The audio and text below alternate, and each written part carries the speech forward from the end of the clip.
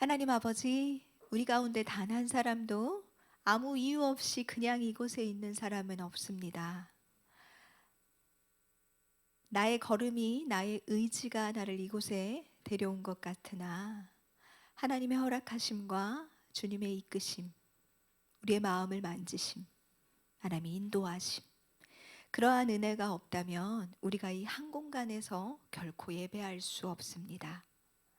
그렇다면 우리가 하나님 앞에서 나를 양문교회 이 청소년부 예배자로 예배하게 하시는 하나님의 선하신 뜻을 더 깊이 헤아려서 이곳에서 내가 드릴 수 있는 나의 예배를 성공해 낼 수 있도록 주님 도와주시기를 원합니다.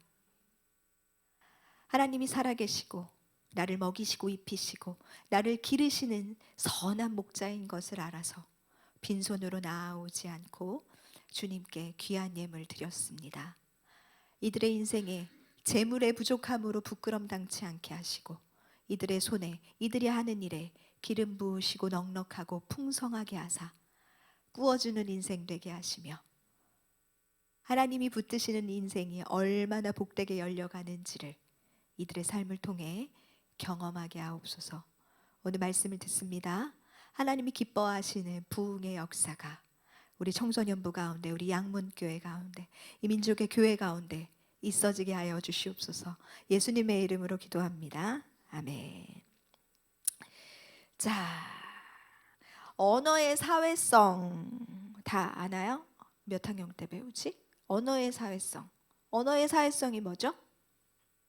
이제 빨갛고 손에 한 손에 딱 잡히면서 새콤달콤한 맛. 사과라는 단어를 들었을 때 우리가 다 떠올리는 이미지가 딱 있어요. 그렇죠? 그렇죠? 근데 일본에 가서 사과 하면 일본 사람들이 떠올릴 수 있을까요? 이 빨갛고 새콤달콤한 이 열매를 나라마다 다 다르게 부른다고요.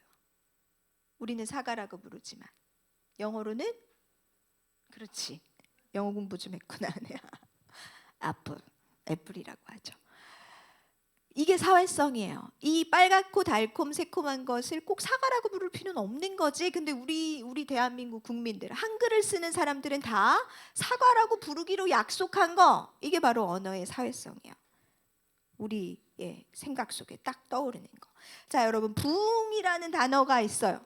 부흥이라는 단어를 딱 떠올렸을 때 어떤 걸 생각하나요, 여러분? 부흥. 어떤 의미로 나에게 다가오나요? 부흥이라고 하면. 자, 슬프게도 부흥이라고 하는 우리 이 말씀에도 있는 이 교회 용어, 성경의 단어를 그리스도인 우리조차도 세상의 이 단어랑 똑같은 의미가 아닐까라고 생각하는 거야. 성공. 부흥과 성공을 같은 단어, 같은 의미로 생각할 때 많은 문제가 일어나요. 우리는 부흥을 모르고 있는 거예요. 부흥을 떠올렸을 때 세상이 말하는 성공과 비슷한 거라고 떠올리면 우리는 성경을 모르는 거예요. 하나님의 마음을 알지 못하는 거예요. 근데 그런 것 같다. 현상을 보면 그래요. 부흥을 노래하는 부흥 집회 교회 안 하는 교회가 어디 있어? 그럼 그 부흥 집회를 통해 교육자들은 물론 성도들이 기대하는 바가 뭐예요?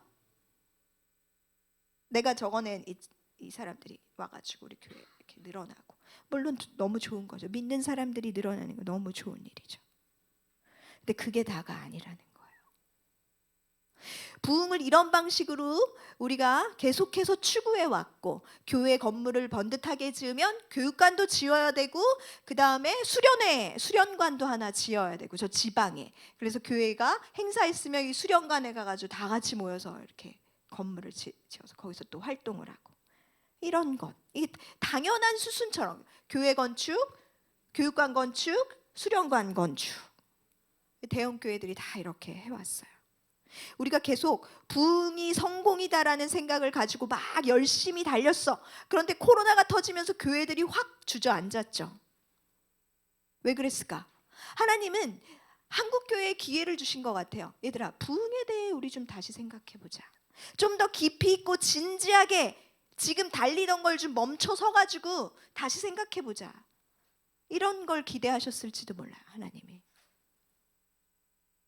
오랜 시간 동안 목회학, 이제 목사님들, 사역자들이 하는 이 활동을 목회라고 하는데, 목회학에서도 목회학도 굉장히 성공학과고 이게 막 유사해지는 거예요. 교회 부흥하면 교회 성공, 교회 건축, 성도 수의 증가, 이렇게 이해된 거죠. 이건 그냥 표면적인 보여지는 현상이죠. 근본적인 것이 아니라는 거예요. 그래서 오늘 우리는 성경이 말하는 부흥이 무엇인가를 확인해 봄으로써 우리가 진짜 그 부흥을 열망하게 되는, 바라게 되는, 그래서 우리의 삶이 진짜 부흥하게 되는 역사, 그것을 한번 해보려고 하는 거예요. 하박국 3장 2절 읽어볼게요. 하박국 3 시작. 여호와여, 에 대한 소문을 듣고 놀랐나이다. 여호와여, 주는 주의 일을 이 수년 내에 부응하게 하옵소서. 이 수년 내에 나타내시옵소서. 진노 중에라도 긍휼을 잊지 마옵소서. 여러분, 성경이 66권 엄청 길죠? 일독한 사람?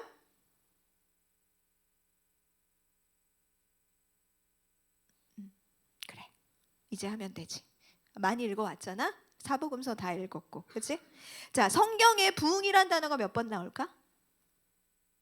여러분, 부흥이라는 단어가 몇 번 나올까요?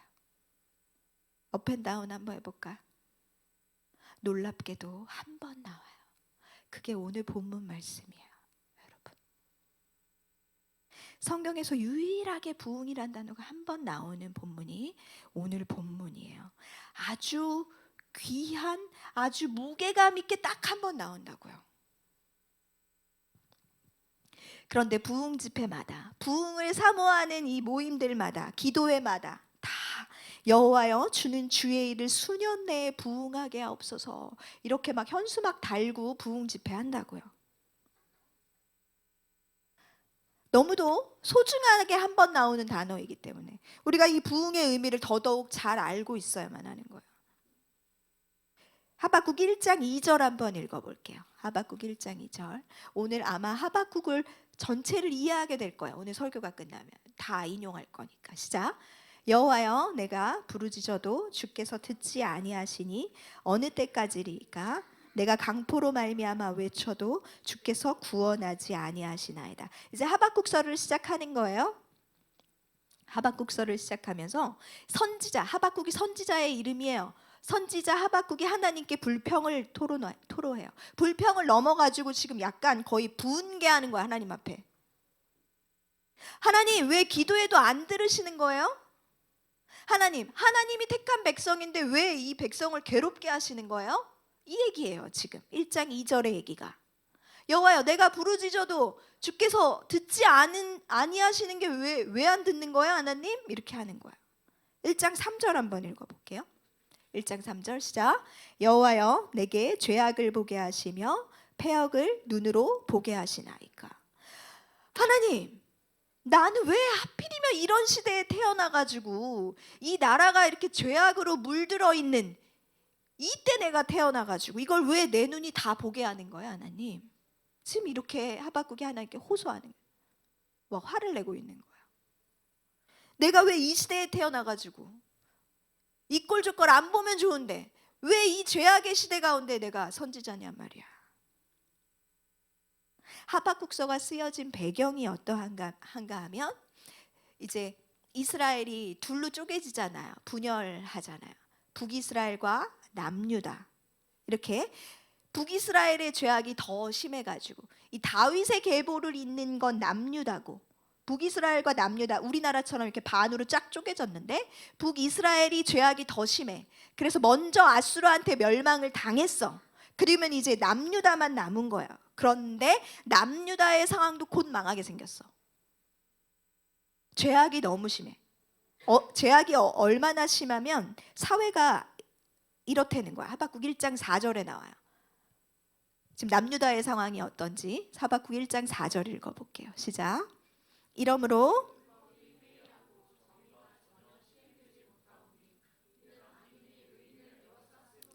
정의가 굳게 행하여 지민이이다. 악인이 의인을 핍박하는데도 의인은 호소할 데가 없대요. 왜냐? 율법이 해이해졌기 때문에. 법이 법의 역할을 못하는 거예요. 재판관들은 법을 왜곡해가지고 이기적으로 자신의 배를 채우는 일에 적용하는 거야. 종교 지도자들은 어땠대요? 외식하고 불의에 사로잡혀 있고, 그래서 나라는 점점 더 파당이 나누어지는 거야. 변론하고 서로 분쟁하고 찌르고 다투고, 권세자들은 백성을 압제하고, 온갖 범죄가 난무하고, 말도 안 되는 세금을 걷어내고, 하나님의 공의가 완전히 땅에 떨어지는 시대. 한 사회의 표본이 법, 종교, 이게 무너지게 되면, 이게 타락하게 되면 사회에는 정말 소망이 없는 거예요. 죄악이 만연하는 거죠. 법도 그것을 규제할 수가 없고, 종교도 그것을, 우리의 신앙도 그것을 막을 수 없다면, 하나님 믿지 않는 이 죄인들이 넘쳐나는 세상을 어떻게 하나님의 공의와 정의로 다스릴 수 있냐는 거죠. 너무도 지금 우리가 사는 시대랑 똑같지. 사회가 국가가 힘들어질 때 하나님의 관점에서 여러분, 그 책임이 누구에게 있다고 생각하세요? 대통령, 정치인, 국회의원, 법관? 여러분, 교회의 책임이에요. 이 나라가 망한다면 교회의 책임이에요. 하나님을 믿는 자들의 책임이에요. 우리는 진리를 알고 우리는 뭐가 옳은지 알지만 우리가 얘기하지 않아. 우리가 그 정의로운 대로 살아내지 않아. 정의롭게 사는 게 행복한 삶이라는 것을 세상에 가르치지 않아. 하나님의 공의와 정의가 있다는 걸 나를 통해 드러나지 않아. 빛이 빛의 역할을 하지 않고 빛을 꽁꽁 감추어 두니까 세상엔 흑암뿐인 것이죠. 여러분, 너무도 명백하게 나라가 병들고 민족이 망하는 건 교회의 책임이고 성도의 책임이에요. 물론 1차적으로 저 같은 교육자들, 주의 종들의 책임이 가장 크겠죠. 대통령이나 어느 정당의 책임이 아니라고요. 영적으로 하나님의 관점에서 우리 책임이라고요. 저와 여러분의. 이게 건강한 그리스도인의 기본적인 생각. 우리는 강 건너 불구경하듯이 볼 수가 없는 거예요. 조국과 민족이 멸망할 것 같아서 마음이 아픈 이 아픈 마음은 나의 선택의 문제가 아니고, 내 안에 믿음이 있고 내가 살아계신 하나님을 믿는 그리스도인이라면 아파지는 거예요. 이 나라를 향한 하나님의 마음을 내가 외면할 수가 없죠. 착한 사마리아인이기 때문에 강도 만난 자를 외면할 수 없는 마음처럼, 이 시대가 병 들어가는 게 나와 상관없는 일, 나만 잘 살면 돼, 이게 안 된다고요. 그리스도인은 이게 안 되는 구조예요. 왜냐? 우린 하나님의 나라의 백성이고, 나를 통하여 하나님의 나라가 계속 확장되어져 가는데, 하나님의 나라가 확장되지 못하고 가로막혀 있고 어둠이, 죄악이 관영해. 어떻게 내 마음이 편할 수 있어요? 불가능한 거죠. 이거 특별한 부르심이 있는 선지자들만의 마음 상태가 아니라고요. 3% 미만의 그리스도인들이 전부 다 독립운동을 했어요. 그리스도인이 온 국민의 3%가 안 되는데 민족의 지도자들은 80%가 그리스도인이었어요. 이걸 어떻게 설명할 수 있어요? 하나님이 그 마음을 주시는 거죠. 교회가 회개하지 않고, 우리가 먼저 여호와께 돌이키지 않고 세상의 죄악이 해결될 것이다, 법을 더 강력하게 적용하면 해결될 것이다. 여러분, 그렇지 않아요. 우리가 사회의 도덕과 정의와 공의의 바로미터예요. 내가 다른 사람 아니고. 우리의 죄 때문, 나 때문이라는 사실을 깨달아야 하는데, 한국교회가 이렇게까지 연약했던 때가 있었을까? 너무 슬프고 괴롭습니다. 하박국은 하나님께서 역사의 주관자시라는 사실을 너무 알고 믿죠. 그런데 왜 하나님이 악인들을 벌하시는 일에 손 놓고 계신 것 같지? 왜 악인들이 더 득세하고 악인들이 더 부유해지고 그들의 죄악을 일삼아도 그게 권력이니까 이렇게 용납되는 이 세상을 하나님 왜 그렇게 그냥 악인들이 잘 살도록 내버려 두시는 걸까? 이 퀘스천을 가지고 기도하며 하나님 앞에 나아간 거예요. 선하게, 정직하게, 진실되게, 성실하게 살아가는 사람들이 그들의 상식으로는 너무 충격적인 세상인 거지. 착하게 살면 뭐하나, 열심히 살면 뭐해, 정직하게 살면 뭐해, 성실하면 뭐해, 누가 알아줘? 마치 열심히 살고 있는 나를 조롱이나 하는 것처럼 악인이 득세하고 불의로 부를 축적한 사람은 더 배부르고 법을 요리조리 피해서 살아가는 것이 영리한 것, 지혜로운 것, 그렇게 여겨지는 것. 더더더 영약해서 법의 사각지대를 이용하여 그들만의 리그를 만들어가는 그런 사람들을 보고 있죠. 우리가 너무 괴로워서 하박국이 지금 하나님을 향하여 막 호소하는 거야. 하나님, 세상이 어떻게 돼가고 있는 거야?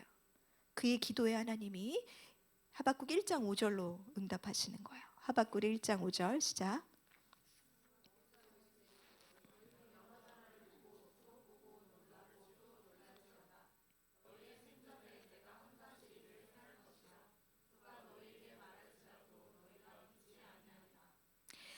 하박국이 기도하는데 하나님이 이런 음성을 들려주시는 거예요. 너희가 믿을 수 없을 만큼 내가 놀라운 일을 행할 거야.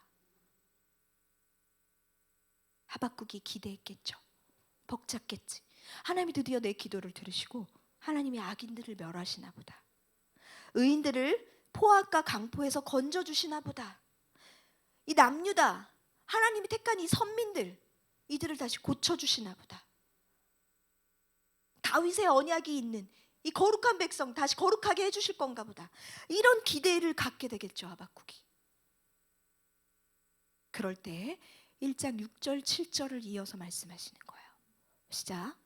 보라, 내가 사납고 성급한 백성 곧 땅이 넓은 곳으로 다니며 자기의 소유가 아닌 거처들을 점령하는 갈대아 사람을 일으켰나니 그들은 두렵고 무서우며 당당함과 위엄이 자기들에게서 나오며 믿을 수 없을 만큼 놀란 일을 할게. 내가 이제 하박국아 얘기하셨는데 그 놀라운 일이 뭐예요?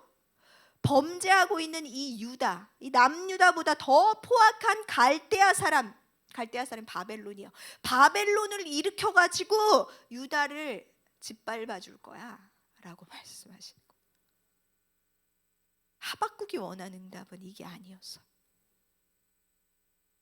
여전히 이 땅 가운데 의인이 있잖아요. 하나님의 뜻대로 살아가고 싶어하는 사람들이 있을 건데 그 가녀리고 연약한 자들을 긍휼히 여기사 하나님 이 포악한 자들을 벌하여 주시면 되는데 유다 전체를 하나님이 짓밟겠다고 하신다는 거예요.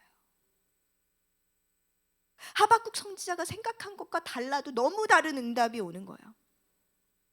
하나님의 공의를 그냥 보여주시면 되는데 이 고쳐주시고 다시 기회를 주시고 싸매어 주시고 그걸 기대했지. 근데 이 유다보다 더 악한 바벨론을 일으켜서 멸망시키는 징계하시겠다는 거예요. 하나님의 응답이 어떤 방식으로 온 거예요? 하박국이 원하는 방식으로 온 게 아니에요. 하나님의 요청, 하박국의 요청, 하박국의 기도를 그 내용 그대로 이루어 주시는 방식으로 응답이 오지 않았어요. 하박국으로 하여금 나는 하나님, 내 뜻을 네가 이해하길 바래 라는 방식으로 응답이 왔다고요. 이 하나님의 뜻을 확인하고 하박국은 이렇게 고백합니다. 3장 2절. 이게 바로 오늘 본문 말씀이에요. 시작. 여호와여, 내가 주께 대한 소문을 듣고 놀랐나이다. 여호와여, 주는 주의 일을 이 수년 내에 부응하게 하옵소서. 이 수년 내에 나타내시옵소서. 진노 중에라도 긍휼을 잊지 마옵소서. 하나님의 뜻을 확인하고 나서 하박국이 너무 놀랍고 두려워서 떨렸어요. 하나님의 응답이 내가 기대했던 바가 아니기 때문에 이걸 소화하기가 힘든 거예요. 하나님의 응답을. 그런데 하박국이 고백하죠. 여호와여, 주는 주의 일을 이 수년 내에 부응하게 하옵소서. 이 수년 내에 나타내시옵소서.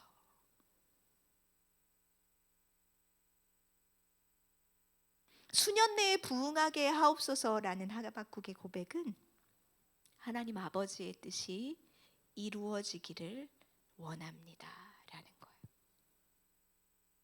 바벨론이 일어나 내 민족, 내 사랑하는, 내가 너무 사랑해서 이게 이렇게 망가지는 게 내가 너무 괴로울 만큼 사랑하는 이 나라를, 이 민족을 바벨론이 질밟게 하신다 하여도 그게 하나님이 뜻하신 바라면, 그게 하나님의 뜻이라면 아멘 하고 고백한 거예요.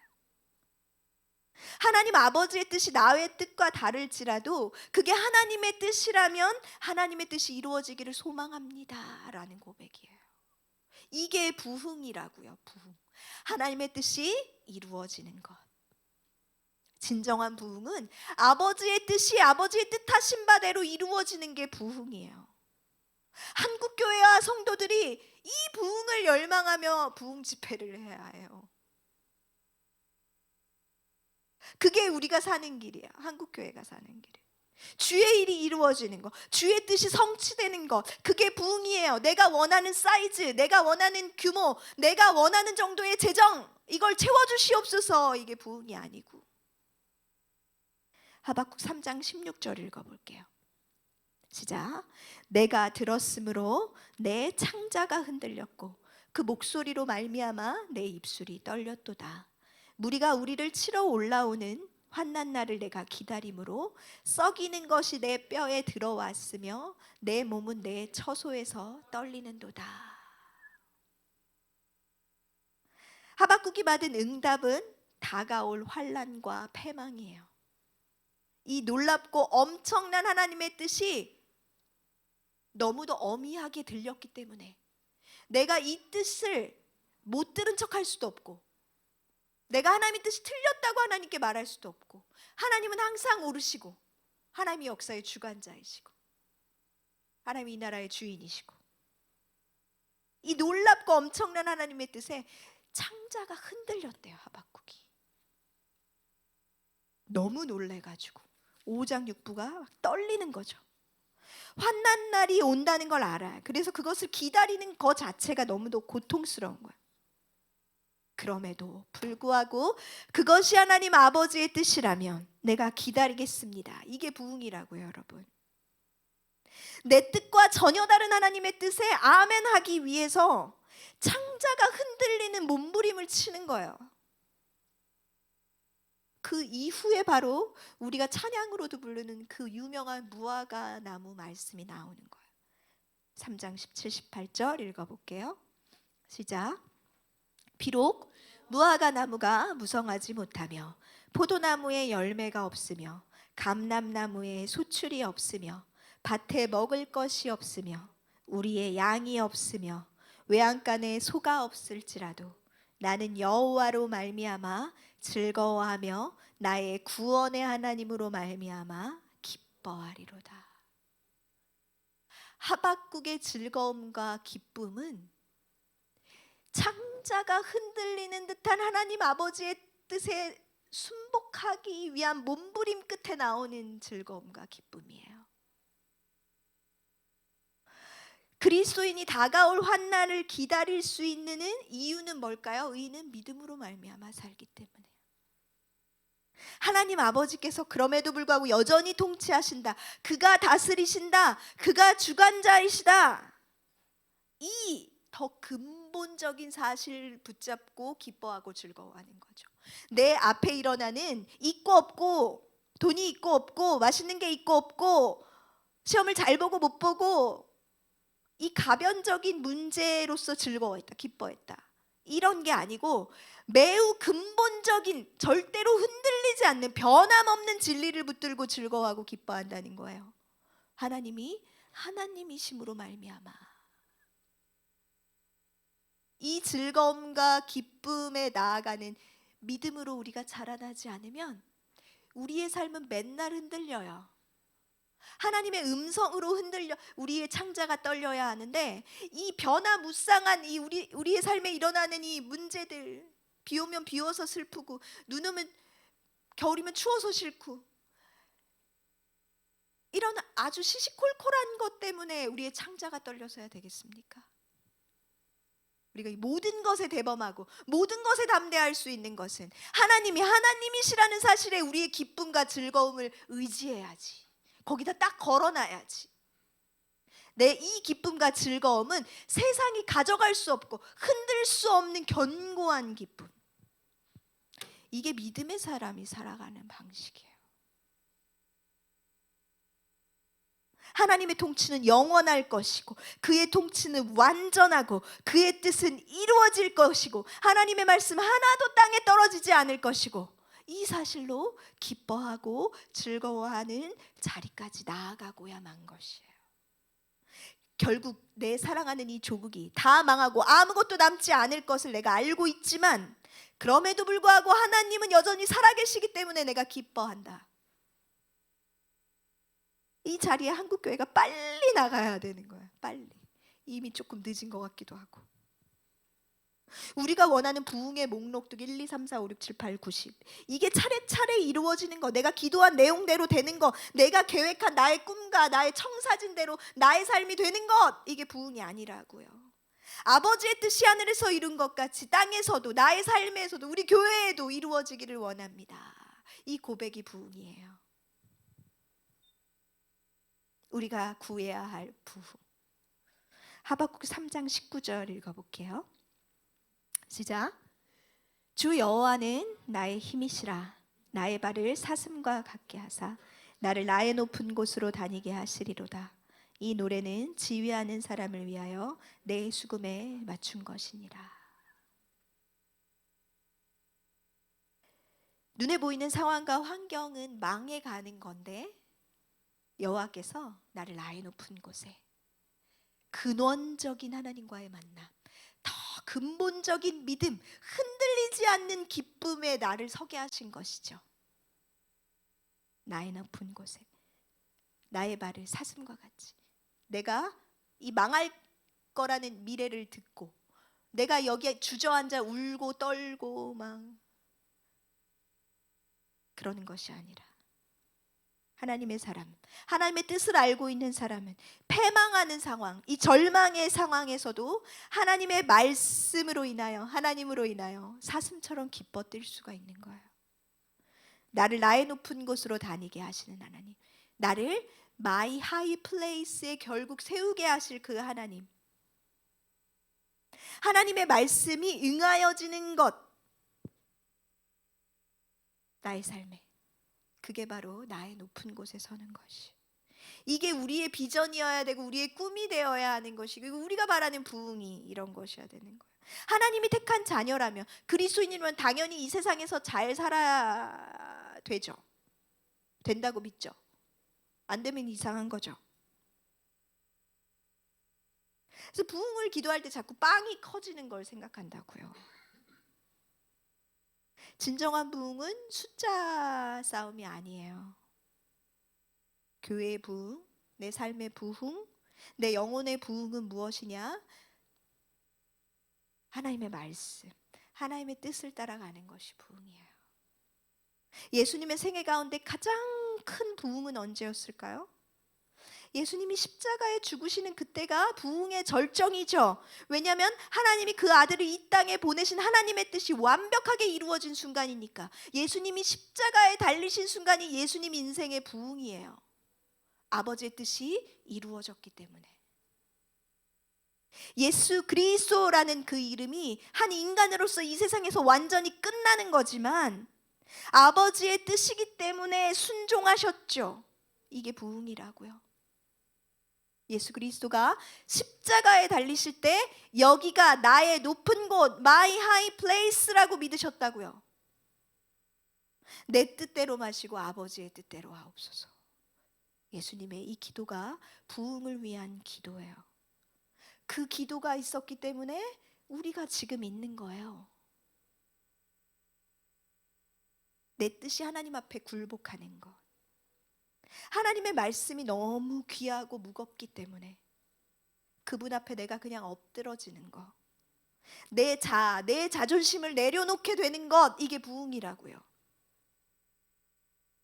예수 그리스도 이름 앞에 나의 이 알량한 자존심이 깨어지지 않는다면 진정한 부흥은 일어나지 않을 거예요. 진정한 부흥. 하나님의 말씀에 내가 몸부림치면서 힘들지만 해보는 그 부흥의 진정한 경험이 없다면, 숫자가 늘어나는 것, 부피가 늘어나는 것, 그런 모든 것은 로또 같은 거야. 저주의 다른 이름이 로또잖아요. 교회가 갑자기 사람들로 막 북적북적해지고, 이런 걸 다 거품이라고 해요. 곧 꺼져요. 믿음 위에 서 있지 않으면, 말씀 위에 서 있지 않으면 이 거품이 꺼지면 더 공허해지죠. 그 좋았던 나를 기억하죠. 그게 거품이었는지도 모르고 왜 이렇게 망가졌을까, 왜 이렇게 추락했을까 생각하죠. 계속 과거를 추억해요. 아니에요. 그건 처음부터 거품이었던 거죠. 우리는 짝퉁 부흥을 원하면 안 돼요. 그러한 표면적인 것들은 하나님이 언제나 주실 수 있는 거예요. 하나님께 아무것도 아닌 거예요. 하나님, 우리의 마음을 원하세요. 우리의 진심을 원하세요. 나의 진정을 원하세요. 내가 진짜 하나님을 사랑하는 나의 고백을 원하세요. 그러한 부흥으로 나아갈 때 먼저 그의 나라와 그의 의, 하나님이 정말 원하시는 부흥을 소망할 때 모든 것은 합력하여 선을 이루게 되는 것이죠.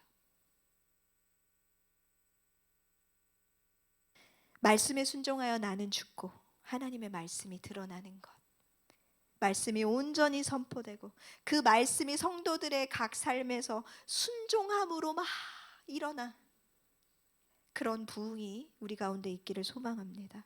진정한 부흥이 여러분 한 사람의 마음속에 차곡차곡 일어나고 있을 때, 보이지 않지만 차곡차곡 말씀에 순종해 본 경험과 하나님을 향한 사랑의 고백들이 여러분의 마음에 이렇게 가득 차오르게 될 때, 아주 견고한 교회, 세상이 무너뜨릴 수 없는 그런 교회가 세워지는 거죠. 하나님의 뜻 안에서 하나님의 때에, 그때 언제든지 이루어질 수 있는 숫자와 양과 그러한 것에 우리가 막 신경을 곤두세울 필요가 없는 거예요. 내가 지금 하나님의 뜻 안에 있는가? 내가 여전히 하나님을 사랑하는가? 하나님의 말씀이 내 삶에 있어서 내가 그 말씀 때문에 이렇게 살고 싶지만 차마 이렇게 살지 못하고 나를 쳐서 복종시키고 있는가? 이사야 55장 8절 9절 읽어볼게요. 시작. 이는 내 생각이 너희의 생각과 다르며 내 길은 너희의 길과 다름이니라. 여호와의 말씀이니라. 이는 하늘이 땅보다 높음같이 내 길은 너희의 길보다 높으며 내 생각은 너희의 생각보다 높음이니라. 여러분이 여러분 자신을 생각하는 것보다 하나님 더 높게 생각하세요. 여러분이 여러분의 길을 계획하는 것보다 하나님이 더 아름답고 멋지게 계획하고 계세요. 이걸 믿지 않는다면 왜 그리스도인으로 사는 거지? 하나님 생각은 나의 생각과 다르고 하나님 생각이 나의 생각보다 높다는 것을 믿으시기를 바라요. 그 하나님을 믿고 기도하며 나아갈 때 하나님의 뜻이 나보다 아름답고 나보다 높고 나보다 선하고 나보다 귀한 하나님의 뜻이 나의 삶에 이루어지겠지요. 부흥을 꿈꾸세요. 그런데 가짜 말고 진짜. 보여지는 율법으로서, 행위로서 이 정도면 사랑하는 것처럼 보이겠지가 아니라 진짜로 하나님을 사랑하세요. 진짜 하나님을 사랑하면 하나님의 뜻이 내 삶에 이루어졌으면 좋겠거든요. 그럼 부흥이 어떻게 안 일어납니까? 주님이 사랑하시는 양문교회와 이 민족교회가, 그리고 저와 여러분이 진정한 부흥, 너무도 소중하고 무게감 있어서 한 번밖에 나오지 않는 이 부흥이라는 단어를 성공 정도로 생각하지 말고 더 크고 놀라우신 하나님의 뜻 안에서 바라보면서 그 부흥을 열망하게 되기를 소망합니다. 우리 찬양하고 기도할게요.